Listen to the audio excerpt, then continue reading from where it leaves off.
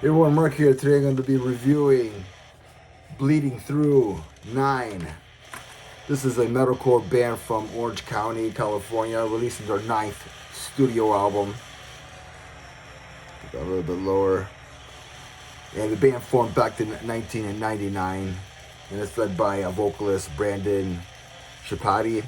And I do like some metalcore, from back at that time, like Unearth, Shadows Fall, God Forbid, Killswitch. I really like those bands. But this band, I just never really got into them mostly because of the keyboards and the synth work that they throw in, some of the gothic atmosphere that they use. Just with all of it combined with the Macho Man workout music that they put in, the constant breakdowns, and then they throw in this gothic stuff. And then you throw in some poppy vocals to top it all off. It's just a lot of stuff going on. It just kind of sounds kind of weird to me. I think that's why I never got into this band. So let's go through this album, and right off the bat, like this artwork it just sucks. It just looks like a Minecraft creation. It looks like my 9-year-old son did this, on Minecraft. I don't know who the artist did it. I don't know if they did it with the. I have no idea. But this is terrible artwork. It sucks. So there's been a couple of times where I wanted to stop listening to this album,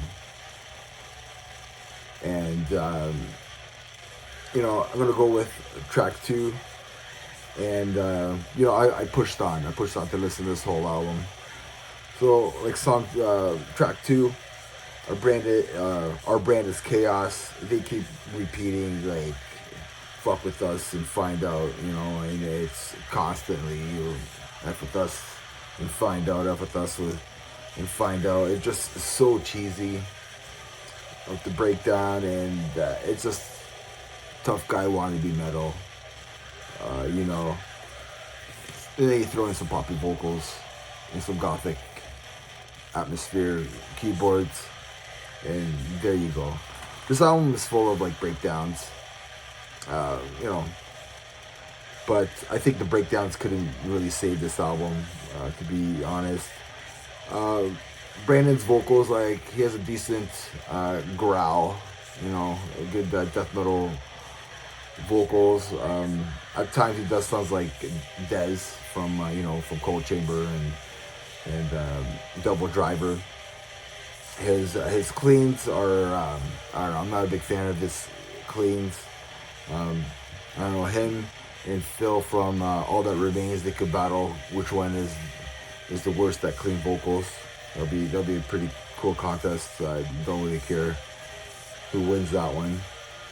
But they do have some great guests on here. They do have a Doc from God Forbid who's on the song "Lost in Isolation."